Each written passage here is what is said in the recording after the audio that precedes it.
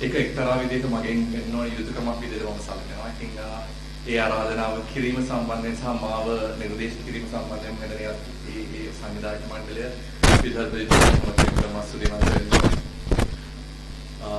මම විශ්වවිද්‍යාලයට රැග් වෙච්ච මිනිස්සෙක් නෙමෙයි. අපේ විශ්වවිද්‍යාලේ රැග් තිබුණා. නමුත් මම රැග් වෙච්ච මිනිස්සෙක් නෙමෙයි. දුවල දැකලා තියෙනවද මේ හිනාවට තියෙන ප්‍රභේද ගොඩක්. සතුටට හිනා වෙනවා, මූණිච්චාවට හිනා වෙනවා. ඊට පස්සේ අඬන වලට තියෙනවා දුකට ඇඬෙනවා, සතුට වැඩි වෙනවාම ඇඬෙනවා. මගේ ජීවිතේ අද අලුත් දෙයක් අත්විඳා. අහලා තියෙනවද දුකට හිනා වෙනවා? නෑ, ඇත්තටම දුකට හිනා වුණා නෙමෙයි. ලොකු සතුටක් තියෙන හැම දරුවෙකුටම ටැග්යක් දීලා ඒ දරුවන්ට සුබපතන්න ලැබිච්ච එක ගැන මම හිතන්නේ මගේ දේ ලොකු සතුටක් තියෙනවා. මොකද මම තාත්තා කෙනෙක්. මේ වගේම චූටි කියෝ දෙන්නෙක් මට එනවා. වයසට යන්නේ නැති. මොකද ඒගොල්ලෝ ලොකු වෙනවා කියලා කියනවා අහන්න ආස නැහැ මගේ කටේ. තාත්තා වයසට යනවා කියනවා අහන්න ආස නැහැ. ඒගොල්ලෝ ලොකු වෙනවා කියනවා අහන්න ආස නැහැ. ඉතින් මට හැමදාම ඉන්නේ චූටි දරුවෝ දෙන්නේ. මාස කීපයක දරුවෝ දෙන්නේ. ඒගොල්ලෝ වැඩි ලොකු බවට පත් වුණා. ඒගොල්ලෝ මේ වයසේ මමත් ඒ වයසේ කියන්නේ. ඉතින් ඉහා කවදාකවත් අපේ ගිය ඇතුලේ වෙන ඩිස්කෂන් එකක් යන්න බෑ. ඉතින් ඒ සතුට තියෙනවා බාලිකා විද්‍යාලයකට ආවට පස්සේ ඒ සතුට තියෙනවා මගේ ගෙදර මට ඉන්නවා අර දුවරු තුන්දෙනෙක් මගේ බිරිඳ එකදුවේ. ඊට පස්සේ මගේ චූටි දුවරු දෙන්නෙක් ඉන්නවා. ඉතින් ඒ සතුට මට මෙතෙන් ආවට පස්සේ විඳින්න ලැබුණා. ඉතින් නැවතත් මස්තුතිමත් වෙනවා. ඒ සතුට විඳින්න අවස්ථාව දීපේක ගැන. මං ගැන යම්කිසි දෙයක් හතන පෙන්නනවා. මම තාම ඒ ගැන පුංචි තරහක් තියෙනවා. මොකද මම දැක්කේ නෑ මොකද්ද මම හිත පෙන්නුවේ කියන එක. අපි බලමු ඒක මොකක්ද කියන එක. ඒ වගේම පුංචි කතාව කරන්න පටන් ගන්න ඉස්සෙල්ලා පුංචි විදියක සමාවැදීමක් කරන්න ඕනේ. මොකද මට යම්කිසි විදියක වේදිකාවක් සැකසලා තිබුණා මේ ගුරුවරු සහ මේ ගුරුවරියන් යම්කිසි විදියක ඇගීමක් කරන්න වතු පාරසක් වල පුංචි වේදිකාවක් මම ඒක ප්‍රතික්ෂේප කරා. සමාවෙන්න ඕනේ ප්‍රතික්ෂේප කිරීම සම්බන්ධව. මොකද මම හිතන්නේ නෑ මම රතු පාරසක ඉඳගෙන ගුරුවරියෙක්ව ඇගීමකට ලක් කළ යුතුයි කියලා. මොකද ඒක කරා නම් මම හිතන්නේ මගේ ජීවිතේ කරපු ලොකුම වැරද්දක් බවට පත් වෙනවා. මම ඒක කරන්න සූදානම් නැහැ. එහෙනම් මම මේ මට්ටමටම පහලා එතුමියන්ව ඇගේ කිරීමකට ලක් කරා. ඉතින් මම හිතන්නේ ඒකෙන් මගේ මේ වැඩසටහනට යම් කිසි විදිහක මදි පුංචිකමක් වුණා නම් මට සමාවෙන්න කියලා මුලින් ඉල්ලනවා. වගේම තමයි මේ පාසලකට යනකොට ලෑස්ති නොවන එකම එක දෙයක් තියෙනවා මගේ ජීවිතේ. ඒ තමයි මම කිසිම දවසක මම ඉස්සර පාසල් වලට යනකොට කතාවකට සූදානම් වෙලා යනවා. මෙන්න මේ කරුණු ටික කතා කරනවා කියලා. හරි ලස්සනට පෙළ ගස්සලා යනවා. නමුත් එතනට ගිහලා කවමදාකවත් ඒ කතා කරන්න ගිය කරුණු කතා කරන්න හම්බ වෙන්නේ නැහැ.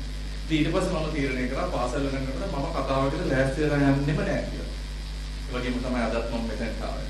මෙතෙන්ට ඇවිල්ලා මට මුලින්ම හම්බුණා මේ පාසලේ ගුරුවරයෙකුයි මගේ උදෑසන ආහාර වේල ඒක ෆැසිලිටේට් කරන්න නැත්නම් මම සමග එකතු වෙන්න මේ පාසලේ ගුරුවරු දෙන්නෙක් එකතු වුණා.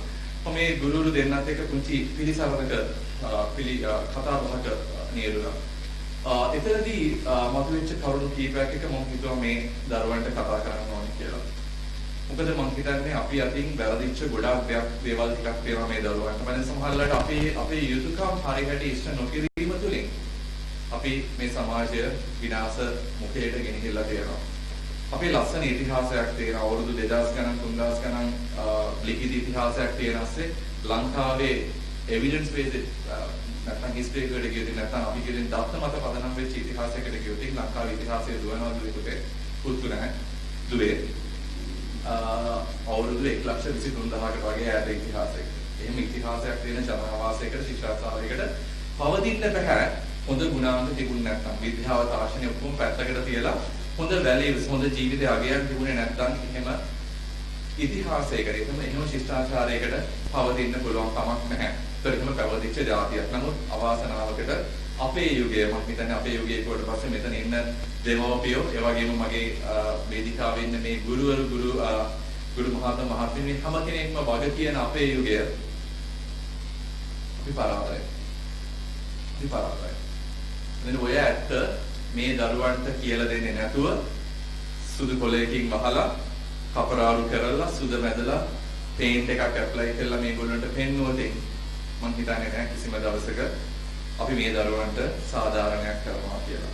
අවුරුදු 71ක් ලංකාවට නිදහස හම්බ වෙලා අවුරුදු මගේ ජීවිත කාලේ අවුරුදු 40ක් ඒ ඇතුළත මම හිතන්නේ අපි පිළිගත යුතුයි. මම හිතන්නේ මං ගැන කොච්චර අටුව ටිකක් කිව්වත් මගේ ජීවිතේ මම හරිම දීන පරාජිතයෙක්. මම එහෙම කියන්නේ දුවේ මගේ තීරණ මහා හීනයක්. ඒක තමයි අර මම ඉස්කෝලේ යන කාලේ ඔයගොල්ලෝ මගේ ජීවිත කාලයට තිබුණ එකම එක ප්‍රයිස් ගිවින් එකයි. මට තාම මතකයි. මම එහෙම ලොකු ඉස්කෝලේ ගිහින් ආව මොන්සෙක් නෙමෙයි. හැබැයි මම ඔය වගේ උතන වාඩිලා ඉන්නකොට මගේ හිතේ තිබුණ හීනයක්. ඒක තමයි මම සමාජයට දෙන්නට ඉගෙන ගත්ත දේ. ලංකාව කියන්නේ සංවර්ධන වෙමින් පවතින රටක්. මේ කියන රට කවදා හරි දවසක සංවර්ධිත රටක් බවට පත් වෙලා ඒකේ කොටස්කරුවෙක් වෙන්න මට අවකාශය උදා වෙයි කියලා. ඒ හීනේ මගේ හිතේ තිබුණා. අදටත් මම ඒ හීනේ තියෙන ඒ හීනයත් එක්ක ජීවත් වෙන්න හීනේ දකින්න පුද්ගලයෙක්. හැබැයි මගේ යුගයේ මම පරාජිතයෙක්. මම හිතන්නේ නෑ මට තවදුරටත් ඒ වෙනුවෙන් යමක් තමක් කරන්න මගේ දැනටි වේරෙන් කරන්න පුළුවන් වෙයි කියලා. නමුත් ඒකේ ව්‍යායාමයේ ඒ හීනේ තාම දකින්න පුද්ගලයෙක් විදියට මම උත්සාහ කරනවා නම් මගේ ඇස් දෙක පිය වෙන්න ඉස්සෙල්ලා මේ රට සංවර්ධිත රටක මගේ ඇස් දෙක පියවන්න මගේ හීනේ තාම තියෙනවා. එහෙම කරන්න උත්සාහ කරනවා නම් අම්මේ තාත්තේ මගේ සහෝදර ගුරු මහත්මයාණනි ඒක කරන්න සිද්ධ වෙන්නේ මේ දුවරුන්ගේ මෙතන නැති වුණත් මේ පුතුන්ගේ උරමතින් අපි මේගොල්ලන්ට ඇත්ත ඇතිසැටියෙන් කියලා දීලා මේගොල්ලන්ට හොඳ ඥානටියක් දුන්නොත් හොඳ ඥානටියක් දෙනවා කියන්නේ මම වගේ අර පැයකමාරක් හිටගෙන හොඳ හොලවන්න නැතුව ඉන්නවා කියන එක නෙමෙයි. හොඳ කෙලින් තියාගෙන ඉන්න හොඳ පෞරුෂයක් තියෙන්න ඕනේ. ඒ කියන්නේ මනුස්සයාගේ උසවත් උරහිසේ පළලවත් නෙමෙයි. හොඳ පෞරුෂයක් මේ දරුවන්ට දෙන්න ඕනේ. මේ දරුවන්ට මේ පෞරුෂය දෙන්න නම් අපිට සිද්ධ වෙනවා මේ දරුවන්ට ඇත්ත ඇතිසැටියෙන් කියලා දෙන්න. ඇත්ත තිත්තයි. ඇත්ත හරිම තිත්තයි කටුකයි. නමුත් අපිට ඒ ඇත්ත මේ දරුවන්ට දෙන්න සිද්ධ වෙනවා. මේ දරුවන්ගේ උගත්කම ගැන බුද්ධි මට්ටම ගැන මම කතා කරන්න ඕනේ. ලංකාව කියන්නේ සාක්ෂරතාවය අතින් අති ඉහළ රටක්. නමුත් අවාසනාවන්තකමට සාක්ෂරතාවය කියන්නේ කියවීම, ලිවීම පුළුවන් වුණාට ධාරණය කිරීම කියන එක අපි අපේ දරුවන්ට කියලා දුන්නේ නැහැ. මෙතන ඉන්න ගුරුවරු සමාවෙන්න මට මේ කිව්වට අපි ඒක මේ දරුවන්ට දෙන්නේ නැහැ. අපි මේ දරුවන්ට කියලා දෙනවා මම ජාතික අධ්‍යාපන ආයතනයේ ඇකඩමික් affairs board එකේ member කෙනෙක්. ලංකාවේ এডুকেෂන් කමිෂන් එකේ මම ආඩම්බරෙන් කියනවා මම කමිෂන් member කෙනෙක්. නමුත් සමාවෙන්න මම ඒකට උඩ ඉඳලම දායකත්වයේ දෙනවා. අපි ඒ වැරද්ද කරනවා. අපි උඩින් ටික මේ දරුවන්ට මොළවලට දාන්න ඉඩ නැහැ සදාචාරය. මේ දරුවන්ට මොළවලට දාන්න ඉඩ නැහැ කොහොමද සමාජයේ හැසිරෙන්නේ කියන එක. මේ දරුවන්ට උගන්වන්න විදියක් නැහැ. මොලේ ඉඩ නැහැ. කොහොමද සමාජයේ මිනිස්සෙක් තේරුම් ගන්න කියන එක. මේ දරුවන්ගේ ඔළුවට දාන්න විදියක් නැහැ. කොහොමද මිනිස්සෙකුට කතා කරන්න කියන එක. මම මේ කතා කරන භාෂාව ගැන නෙමෙයි ඉංග්‍රීසි සිංහලද දෙමළද කියන එක නෙමෙයි. මිනිස්සෙකුට තේරෙන්න කතා කරන්නේ මේ මිනිස්සයාගේ ජීවිතයේ ඇතුලේ ජීවත් වෙන චරිතය කවුද කියලා තේරුම් ගන්න. උගන්වන්න ක්‍රමවේදයක් මේ අධ්‍යාපන ක්‍රමය ඇතුලේ හැදිලා නැහැ. පොඩ්ඩක් අපි දරුවෝ ටික අමතක කරලා අම්මටයි තාත්තටයි මෙතන ඉන්න තාත්තලා හරි අඩිය පරිපුදුමයි දුවෙක්ගේ කමක් අපි ගැන කතා නොකරමු. අම්මලා ටික හරි ඉන්නවා. අපි අම්මලා ටිකයි අපේ ගුරු මහත්මීන් ටිකයි අරගෙන පොඩ්ඩක් කතා කළොත් ඔයගොල්ලෝ පොඩ්ඩක් ඇස් දෙක පියලා මතක් කරන්න. චූටි කාලේ අම්මගෙන් තාත්තගෙන් කොච්චර දේවල් ඉගෙන ගත්තද කියලා. මම පුංචි කාලේ මගේ හිටියා වීරවරු. අද ඔයගොල්ලෝ දකින බඩතඩි ඔළුව පොඩි වීරවරු නෙමෙයි. මගේ ජීවිත කාලේ මම පාසල් යන කාලේ මට හිටියා හොඳ වීරවරයෙක්. ඒ මගේ සීයා. මගේ සීයා ඉස්කෝලේ ගිහිල්ලා නැහැ. හැබැයි මම ආඩම්බරයෙන් කියනවා සීයාත් ආඩම්බරයෙන් කියනවා සීයා ඉස්කෝලේ ගියේ නැති වුණාට ගමට ඉස්කෝලයක් හදලා දුන්නා සීයාගේ අත් දෙකෙන්. මට හරි ආඩම්බරයි. ඒ මනුස්සයා ජීවිතේ මගේ හැම අඩියකම ඉන්නවා. මගේ සීයා කිලෝමීටර දෙකක් දුර පාරක් හැදුවා ගමට එන්න තනියෙන්. මට හරි ආඩම්බරයි. මගේ ජීවිතේ තව වීරවරයෙක් හිටියා මගේ තාත්තා. මගේ තාත්තා වැඩ වර්ෂණයට හවු වෙලා 80 අවුරුදු 6ක් පාරේ පොල් වික්කා.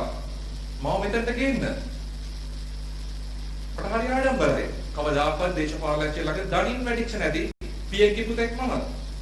මට හරි ආඩම්බරයි. මම ඒකෙන් ගත්ත පන්නරයත් එක්ක මම ජීවත් වෙනවා. මගේ ගුරුවරු හිටියා. ආඩම්බරයෙන් කතා කරනකොට තාම ළඟට එනකොට පුටුව පස්සට වීසිලා නැගිටිනවා. ඒ මොකද වෙන කිසිම දෙයක් හින්දා නෙමෙයි, බොරුවට මූණිච්චාවට නෙමෙයි, මේ කකුල් දෙකට පන්නරේ ඇවිල්ලා තියෙන්නේ ඒ ගුරුවරු දීපු ධෛර්යය. එහෙම චරිත වලින් හැඩගැහිච්ච චරිතයක් තමයි මේ ඉස්සරහින් ඉඳගෙන බය නැතුව කතා කරන්නේ. ඒ චරිත වලින් දීපු පන්නරය අදටත් මගේ ලේවල දුවනවා. නමුත් හිතලා බලන්න, අපි මේ දරුවන්ට අපි දෙමව්පියන්ගෙන් ඉගෙන ගත්ත, අපි ගුරුවරුන්ගෙන් ඉගෙන ගත්ත පන්නරය මේ දරුවන්ට දෙනවද? ඒ සමාජ අවබෝධය, ඒ සමාජෙන් ඉගෙන ගත්ත දේ අපි මේ දරුවන්ට දෙනවද? අන්තිමට දරුවන්ට දෙන්නේ නැතුව අපි දරුවන්ට උදේ හවස පරිණාම වැඩක් නැහැ. කොච්චර කිව්වත් වැඩක් නැහැ. ওই වචන නෙමෙයි පාවිච්චි කරන්නේ මොකද තරමට මේ පාසලේ සහ ගෙදර. නමුත් මොන වචනෙන් පාවිච්චි කරත් අපි හැමදාම මේ දරුවන්ට ඇඟිල්ල දික් කරලා කියන උඹලා වැඩක් නැහැ කියලා. හැබැයි ඒ වැඩක් නැති දරුවෙක්ව බිහි කරේ මේ මව් කුසෙන් වැඩක් නැති විදියට නෙමෙයි. අපි බිහි වෙච්ච විදිය තමයි මේ දරුවෝ බිහි වුණේ. ගෝකිරිද මව් කිරිද දුන්නේ කියන එක අදාරන්නේ. නමුත් මේ දරුවෝ ඔය උකුලේ හැදුනා. මේ දරුවෝ ටික අවුරුදු 5ේදී 6ේදී මේ උකුලට ගෙනල්ලා දුන්නා. නමුත් ඒ උකුල ඇතුලේදී අපි අපේ යුතුයකම හරියට කරලා නැහැ. සමහර වෙලාවට මේ දරුවන්ට මම දැකපු ආඩම්බරයෙන් කතා කරපු තාත්තව දකින්න විදියේ ක්‍රමවේදයක් මේ සමාජය ඇතුලේ නැහැ. මගේ තාත්තා දේශපාලනඥයෙක් ළඟ දණින් ගෙවන්නේ. නමුත් මේ තාත්තව මේ සමාජ ක්‍රමය ඇතුලේ දන ගස්සවලා තියෙනවා දේශපාලනඥයා ළඟ. බොරුවට වංචාවට දූෂණය ළඟ දන ගස්සවලා තියෙනවා තාත්තව. මේ දරුවා සමහරවිට එක වසර පාසලට දාන්න. එහෙම තාත්තා කෙනෙක්ව දකින්නේ මේ දරුවා කවදාකවත් මේ දරුවට පෞරුෂයක් ගොඩ ගන්න පුළුවන් කියලා හිතනවා. මේ දරුවා කවදාකවත් කකුල් දෙකෙන් නැගිටීද? මේ දරුවට පුළුවන්කමක් ලැබෙයිද වැරද්ද කියලා කෙලින් ඇඟිල්ල දික් කරලා කතා කරන්න? නැහැ. කවදාකවත් දැනෙන්නේ නැහැ. සමහරවිට මම මේ කතාව මේ ඇත්ත මට මේ විදිහට කතා කරන්න සිද්ධ වෙච්ච එක අපිට ඇත්ත අනිවාර්යෙන් කතා කරන්න සිද්ධ වෙනවා. මම මේ දෙමව්පියන්ට බනිනවා නෙමෙයි දෙමව්පිය හිතට ගන්න අපි මේ දරුවන්ට කරන අසාධාරණේ මොකද කියලා. මේ දරුවෝ දකින්නේ අර 6-4 තේරෙන්නේ නැති අර කද මහත පොළු ගෙඩිය පොඩි දේශපාලනඥයෙක් ළඟ දණින් වැටෙන දෙමව්පියෙක්. මේ දරුවෝ දකින්නේ තමන්ගේ ට්‍රාන්ස් එක කරගන්න, ඊළඟ පත් වීමට යන්න, ඊළඟ ප්‍රොමෝෂන් එකට යන්න දේශපාලනඥයෙක් ළඟ දණින් වැටෙන ගුරුවරයෙක්. කොහොමද දෙයනේ මේ දරුවන්ගේ පෞරුෂයක් වර්ධනය කරන්නේ? මේ දරුවෝ විශ්වවිද්‍යාලයට ආචාර්යවරයා දකින්නේ පඩිය පොඩ්ඩක් වැඩි කරගන්න කියලා පාළි උද්ඝෝෂණය කරන. කොහොමද මේ දරුවන්ගේ පෞරුෂය වර්ධනය වෙන්නේ? ගුරුවරු ටික මොකද දන්නවා? අපි උද්ඝෝෂණය කළ යුතුයි. මොකද මමත් විශ්වවිද්‍යාල ආචාර්යවරුන්ගේ සමිතියේ සභාපති විදියට උද්ඝෝෂණය කරා 2016 2013 100%ක් අධ්‍යාපන වෙනුවෙන් ඉල්ලගෙන පාරවල් දිගේ ඇවිද්දා. නමුත් ඒ ඇවිද්දේ පෞද්ගලික අභිප්‍රායයක් වෙනුවෙන් නෙමෙයි, රටේ අධ්‍යාපනය වෙනුවෙන්. අපිට තියෙනවා වගකීමක්. හැබැයි අකාරුණික විදියට අපිව S2 වහලා අත් දෙක බැඳලා මේ කාලකණ්ණි ක්‍රමවේදයන් පිටිපස්සේ දුවනවා. අපිට තිබුණා ජීවිතේ සතුටක්. ඒ ජීවිතේ සතුට තමයි හොඳ කාර් එකක යන එකවත් බ්‍රෑන්ඩඩ් බෙල් එකක් බ්‍රෑන්ඩඩ් සපත් දෙකක් දාන එක නෙමෙයි. අපිට තිබුණා ජීවිතේ සතුටක්. අපේ ඊළඟ පරම්පරාව, අපි උගන්වන පරම්පරාව මට වඩා ඉහළ තැනකට යවලා ඒ ලැබීම තුලින්, ඒ දරුවගේ වැජබීම තුලින් ජීවිතේ සතුටක් වෙන සතුටක් ගුරුවරයෙක් ළඟ තිබුණා. වෛද්‍යවරයාට තිබුණා සතුටක්. තමන්ගේ ළඟට එන රෝගියව බෙහෙත් ටික දීලා සාතු සප්පායම් කරලා කකුල් දෙකෙන් නැගිටලා දෙපයින් නැගිටලා ඇවිදින එකේ සතුට ඒ වෛද්‍යවරයා රින්දා. ගුරුවරයාත් එච්චරයි. අපේ පන්සලේ නැත්නම් අපි හිතමු පල්ලියේ පන්සලේ කොහෙද ඒ හිටපු ආගමික නායකයට තිබුණා සතුටක් සමාජයේ හරි කාර්යවල. නමුත් මේ හැම කෙනෙක්ම මේ ක්‍රමවේදය ඇතුලේ අසරණ කරලා තියෙනවා. මේ හැම කෙනෙක්ම 6-4 නොතේරෙන අපි කියනවා මෝඩ තපතිරු මෝඩ ගොන් හරක් කියලා. මේ හරක් ඉස්සරහ දනගස්සවලා තියෙනවා. කොහොමද ඒක කරේ? ඔවුන්ගේ ජීවිතය සම්පූර්ණයෙන්ම සර්ව ප්‍රකාරයෙන් සාර්ථක කරගෙන තියෙනවා. මොකද ඔවුන්ට ඕනකම තියෙන ජඩකම දූෂණය මනසාව පොතරවන්න ඔවුන් ඔවුන්ගේ උපරිමයෙන් මේක කරලා දෙනවා. නමුත් මේ ඔබ සියලු දෙනාම කළු පාට ලෝගෝවක් ඇඳගෙන උපාධියක් අරගෙන මහා උජාරුවෙන් කතා කරලා හිටියට අපි ඔක්කොම මේකේ පරාදයි. ඒගොල්ලෝ ඩිග්‍රියකුත් නැතුව ඒගොල්ලෝ මේ සමාජයේ ජයග්‍රහණය කරලා තියෙනවා.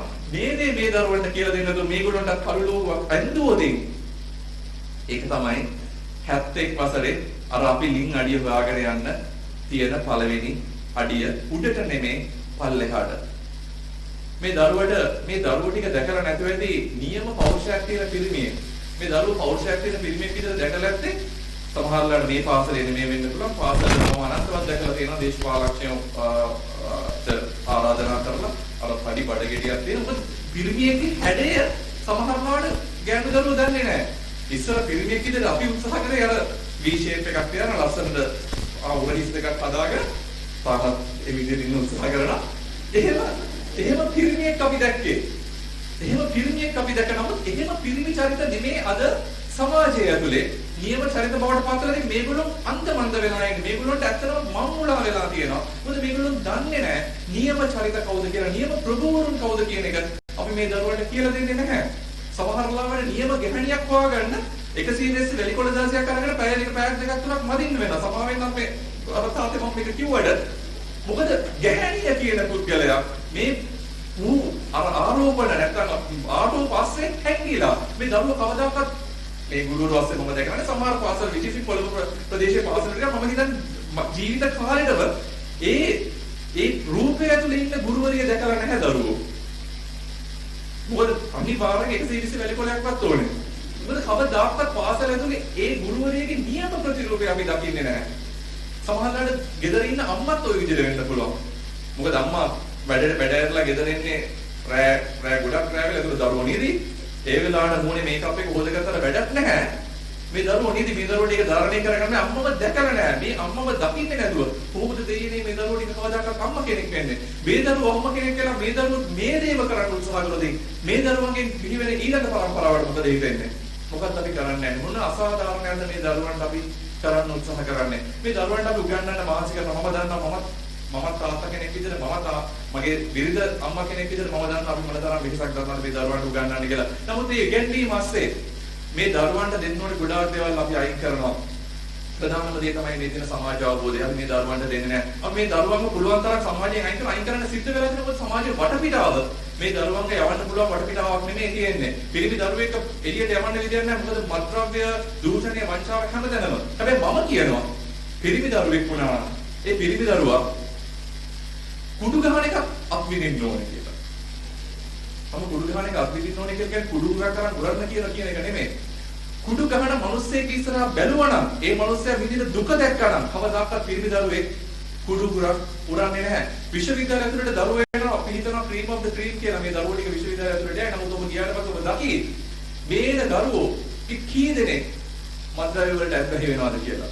මොකද මේ දරුවෝ ටික කාමරයක් ඇතුලේ හිර කරගෙන කාර් එකෙන් බස්සලා ඉස්කෝලේට යනවා. ඉස්කෝලෙන් ආයෙ වාහනේ කරගෙන යනවා. ආයෙ ටියුෂන් පන්තියට දානවා. ටියුෂන් පන්තිය තමයි ලොකුම ලෝකයේ විදිහට උන්දන්නේ. මොකද පන්ති කම්බරෙන් දුන්නේ ළමයි 35 39 40යි. ටියුෂන් පන්තියේ 1000 1500 මේක තමයි ලෝකයේ විදිහට පුළුවන් දකින්නේ. අර ටියුෂන් පන්තියේ ගුරුවරයා කියන පොඩි මුණහරුවක් එක කියන මේ විහිළුව තමයි ලෝකේ තියෙන ලොකුම විදිහට දකින්නේ. අන්තිමට ඕක තමයි සමාජ අවබෝධය මේ දරුවන්ට තියෙන්නේ. මේ දරුවෝ ටික විශ්වවිද්‍යාලයට යනවා. විශ්වවිද්‍යාලවල පස්සේ මේගොල්ලෝ නිකන් අර කුඩුවෙන් අර කුරුල්ලෝ ටික වගේ. අන්තිමට මත්ද්‍රව්‍ය වලට දූෂණයට මේ හැම දෙයකටම ලක් වෙන්නේ ගොඩක් වෙලාවට කොළඹ දරුවෝ නෙමෙයි. කොළඹින් එළියෙන් එන දරුවෝ. මොකද මේ දරුවන්ට සමාජ අවබෝධයක් නැහැ. මේ දරුවෝ දැකලා නැහැ කුඩු වුණ මිනිස්සෙක්. මේ දරුවෝ දැකලා නැහැ සිගරට් එකක් බොන මිනිස්සෙක්. ඒ සිගරට් එක බොන එකේ අර සුන්දරත්වය තමයි සමහරවල්ලාට රූපවාහිනියෙන් අපි දකින්නේ. නමුත් ඒකේ අසුන්දරත්වය ඒකේ ඒ සිගරට් එක දීලා අහින ප්‍රමාණය දැක්කම පිරිමි දරුවෙක් කවදාකවත් සිගරට් උරා බොන්න උත්සාහ කරන්නේ නැහැ. ගෑනු දරුවෙක්ගේ ජීවිතේ විනාශ වෙලා ඒ විනාශ වෙච්ච දරුවෝ පාරේ අඬන විදිය දැක්කම මේ දරුවෙක් කවදාකවත් ඒ තත්ත්වෙට වැටෙන්නේ නැහැ. මම අනන්තවත් දුක ඇස් දෙකෙන් දැකලා තියෙනවා. මගේ කාමරේට මේක අඬන දරුවෝ අනන්තවත් මම දැකලා තියෙනවා. තමන්ගේ ජීවිතේ විනාශ කරගෙන අර ක්‍රීම් එක විදියට විශ්වවිද්‍යාලයට යන දරුවෝ තමන්ගේ ජීවිතේ විනාශ කරගෙන විශ්වවිද්‍යාලයෙන් එළියට යනවා. ඉතින් මේ දේ නවත්තන්න කාලය අපිට ඇවිල්ලා තියෙනවා. ඒක ගුරුවරු වගේම දෙමව්පිය සතු වගකීමක්. මේ දරුවන්ට අධ්‍යාපනය විතරක් දෙන්න උත්සාහ කරන්න එපා. අම්මේ තාත්තේ ඒ කරන්නේ අපි මේ ඊළඟ පරම්පරාවට මේ දරුවන්ට ලොකු අසාධාරණයක්. මේ දරුවන්ට දෙන්න හොඳ සමාජ අවබෝධයක්. මේ දරුවන්ට දෙන්න හොඳ කායික ශක්තිය. මම කියන්නේ කායික ශක්තිය දෙන එක ඔක්කොමලට බොඩි බිල්ඩර්ස්ලා වෙන්න කියන එක නෙමෙයි. ඔක්කොමලා නැෂනල් ලෙවල් ප්ලේයර්ස්ලා වෙන්න කියන එක. නමුත් සමාජයේ ගිහිල්ලා සමාජයේ හැසිරෙන්න පුළුවන්. සමාජයේ මිනිස්සෙක් තේරුම් ගන්න පුළුවන්. සමාජයේ මිනිස්සෙක් ඉස්සරහට යන්න පුළුවන්. පෞරුෂය ගොඩනගා ගන්න පුළුවන් විදිහේ ශාරීරික ශක්තියක් මේ දරුවන්ට දෙන්න. එහෙම දුන්නොත් මේ දරුවන්ට පුළුවන් වෙයි තමන්ට ගැන ආඩම්බරයක්, තමන් ගැන විශ්වාසයක් එක්ක සමාජයට යන්න. එහෙම නොගියොදී මේ දරුවන්ට අර සමාජ අවබෝධය කියන එක නැති වෙනවා. මේ දරුවන්ට කවදයක් දෙන්න වෙනවා. මේ දරුවන්ට මානසික ශක්තිය දෙන්න වෙනවා. මේගොල්ලන්ට මනස දැඩි කරගන්න අවශ්‍යතාවය තියෙනවා මේ වෙනකොට. පෞගේ වසර දෙක තුනකට ඉස්සෙල්ලා පුංචි අභීරි මතකයක් මම ඔයගොල්ලෝ එක්ක බෙදා ගන්න මොරටු විශ්වවිද්‍යාලයේ. මොරටු විශ්වවිද්‍යාලයට ආව පිරිමි දරුවෙක්. ඒ පිරිමි දරුවා මොරටු විශ්වවිද්‍යාලයට එනවාම ඇත්තටම ඔහු දක්ෂ දරුවෙක්. ඒ දරුවා තමන් වැඩ කර හිටපු කතුරෙක්. තමන්ගේ බෙල්ලට 16 පාරක් යනකර ඒ දරුවා ජීවිතේ නාස්ති කරගත්තා. මම හිතන්නේ මෙතන චූටි දරුවෙක් නෑ මම ඕක මේ කිව්වා කියලා බය වෙන. දුවේ එහෙම සිද්ධියක් මොරටු විශ්වවිද්‍යාලයේ ඉතිහාසය ඇතුලේ දැනට අවුරුදු 2-3කට ඉස්සෙල්ලා සිද්ධ වුණා. අපිට හිතා ගන්න බැරුණ අපි හිතේ මේ දරුවා මරලා කියලා. නෑ පස්සේ හොයලා බලනකොට මේ දරුවා තමන්ගේ ජීවිතේ විනාශ කරගෙන තමන් වැඩ කර හිටපු කතුරෙන් තමන්ගේ බෙල්ලට 16 පාරක් යනවා. ඔයගොල්ලෝ හිතන්න බලන්න කොනිට ගන්න පුළුවන්ද කියලා චූටි මස් කෑල්ලක් හැදෙන්න. කොච්චර ඇගේ පතේ හයිය තිබුණත් ඒක කරන්න බෑ. එහෙම කරන්න බැරි ළමයි 16 පාරක් තමන්ගේ බෙල්ලට අරගන්නවා කියන්නේ මොනතරම් ශාරීරික ශක්තියක් ඒ දරුවා සතුව තිබිය යුතුද? අර මේ දරුවා පරදුනා ජීවිතේ. හරිදුනේ. තමන්ට පුංචි ගැටලුවක්, පුංචි ප්‍රශ්නයක් දරා ගන්න හැකි තරම් මානසික ශක්තියක් ඒ දරුවා සතුව තිබුණේ නැහැ. එහෙම නොතිබීම තුලින් ඒ දරුවගේ දෙමව්පියෝ, ඒ දරුවගේ යාළුවෝ, ඒ දරුවෝ උගන්වපු ගුරුවරු අපි ඔක්කොමලා තරදුනා එක තැනක. අපි ඔක්කොමලා දුක් වුණා. නමුත් මම මේ කතාව කිව්වේ ඕගොල්ලන්ට දුක් වෙන්න නෙමෙයි. ඕගොල්ලන්ට යමක් දාන එක. මොකද අපි ඉන්නේ මහා කාරුණික සමාජයක් ඇතුලේ. මම හිතන්නේ නැහැ කිසිම කෙනෙක් කාරුණික ඕගොල්ලෝ දිහා බලයි කියලා. මේකේ මූලිකවට බලන් ඉන්න මිනිස්සු උපරිමයි ශ්‍රී ලාංකික සමාජය ඇතුලේ තරම් කුහකකම තියෙන සමාජයක් වෙන ලෝකෙත් නැහැ. ඒක තමයි කුහකකමට ඉංග්‍රීසි වචනයක් ඇත්තේ. කුහකකම කියන්නේ ජෙලස් කියන එක නෙමෙයි. ඊර්ෂ්‍යාව. කුහකකමට ඉංග්‍රීසි වචනයක් නැහැ. නියම ඉංග්‍රීසි වචනයක් වань කුහකකම තියෙන්නේ මේ ලංකාවේ මේ තියෙන පුංචි දූපත ඇතුලේ විතරයි. ඉතින් මේ වගේ සමාජයකට යවන්න උත්සාහ කරනවා මේ දරුවෝ ටික. මේ දරුවන්ට දෙන්න වෙනවා නියම මානසික ශක්තියක්. ඒ නමයක් ගන්නවා වගේ උසස් පෙළේ දිස්ත්‍රික්කයේ ප්‍රධාන රැන්ක් ටික ගන්නවා වගේ මේ ඒ වගේම අර ඔබතුමී කිව්ව ක්‍රීඩාවලින් දක්ෂ දරුවෝ බිහි කරනවා වගේ අපි මං හිතන්නේ අපිට ඒක මෙෂර් කරන්න පුළුවන් වෙයි කියලා, මනින්න පුළුවන් වෙයි කියලා. නමුත් මේ දරුවන්ගේ මානසික ශක්තිය වර්ධනය කරන්න පුළුවන් ක්‍රමවේදයක් පාසල් පද්ධතිය තුළ හැදිය යුතුයි. මම හිතන්නේ ඒකට සිලබස් එකක් නිර්මාණය කරලා එවන්න පුළුවන් වෙයි කියලා. නමුත් මේ හැම ගුරුවරයෙක්ගේ මතේ මේ ඉස්සරහින් හැම දෙමව්පියෙක්ගේම අතේ තියෙන වගකීමක්, යුතුයකමක් තියෙනවා මේ දරුවන්ගේ මානසික ශක්තිය හදන්න. මොකද මේ දරුවෝ අමතක කරොත් අපි අපේ ජීවිතේ මොනතරම් දුක් විඳිනවද? අපි විඳවන જાතියක්. මම කියන එක ඇත්තද බොරුද? ගෙදරින් එළියට බහින්න ප්‍රශ්න 1000ක් තියාගෙන. ආයේ ඔෆිසර්ලා ඔෆිස් එකෙන් එළියට බහින්න ප්‍රශ්න 1000ක් තියාගෙන ඊට පස්සේ අහල පහල අහකින් යන අර මිනිස්සයා කියන්නේ ඉතින් ත්‍රිගිල් කාර්යය ඵලි ඔක්කොටම. නැත්තම් අර මෝටර් බයිසිකල් කාර්යය ඒ මිනිස්සයා කාර්යයේ කුඩේ වෙන කිසිම දෙයක් හින්දා නෙමෙයි. අපේ ඔළුවේ තියෙන ප්‍රශ්න ටිකකින් හින්දා. නැත්තම් මේ මිනිස්සයා කරන රස්සාව මම හිතන්නේ අපි කාටවත් කරන්න පුළුවන් කියලා. ඉතින් ඒ මොනසේ කාර්යයක් බවට පත් කරේ අපේ හිතේ තියෙන ප්‍රශ්න අපි ජීවිත කාලේ සදාකාල දුක් විඳිනවා. නමුත් මේ දරුවන්ට ඒ දුක දෙන්න උත්සාහ කරන්න එපා. ඒක අපි කරන ලොකු අසාධාරණයක් ඊළඟ පරම්පරාවට. මම කිව්වා මම පටන් ගන්නකොටම මම මගේ ජීවිතේ හීනයක් දකින මිනිස්සෙක්. ඒ හීනේ තමයි මම කවදාද දවසක ඇස් දෙක පියාගන්න ඕනේ මේ රට සංවර්ධිත රටට. මම මේ හීනෙට තාම යන්න උත්සාහ කරනවා. මම කිව්වා මේ හීනේ දකින්න සිද්ධ වෙන්නේ මේ දරුවන්ගේ උරමතින් කියලා. මේ දරුවන්ගේ උරමතින් මේ හීනේ දකින්නම උත්සාහ කරනවා නම් මම මේ දරුවන්ට යමක් දිය යුතුයි. ඒ දේ තමයි මේ දරුවන්ට කියලා දෙන්න ඕනේ. ජීවිතේ විඳවන්නේ නැතුව විඳින්න ක්‍රමවේදයක්. විඳවන්නේ නැතුව විඳින්න ක්‍රමවේදයක්. ඒකේ අයිතිය තියෙන්නේ මට වඩා ඕගොල්ලෝ එක නිතරම ගැටෙන මේ දෙමව්පියන්ට ඒ වගේම මේ ගුරුවරුන්ට මම විශ්වාස කරනවා මේ දරුවෝ ටික විඳවන්නේ නැති විඳින જાතියක් බවට පත් කරොත් අන්න එදාට මට පුළුවන්කම ලැබෙයි. අන්න ඒ දවස උදා වුණ දෙයක් මගේ ඇස් දෙක පියවෙන්න කලින් අන්න එදාට මට පුළුවන්කම ලැබෙයි සංවර්ධිත රටක මගේ ඇස් දෙක පියාගන්න.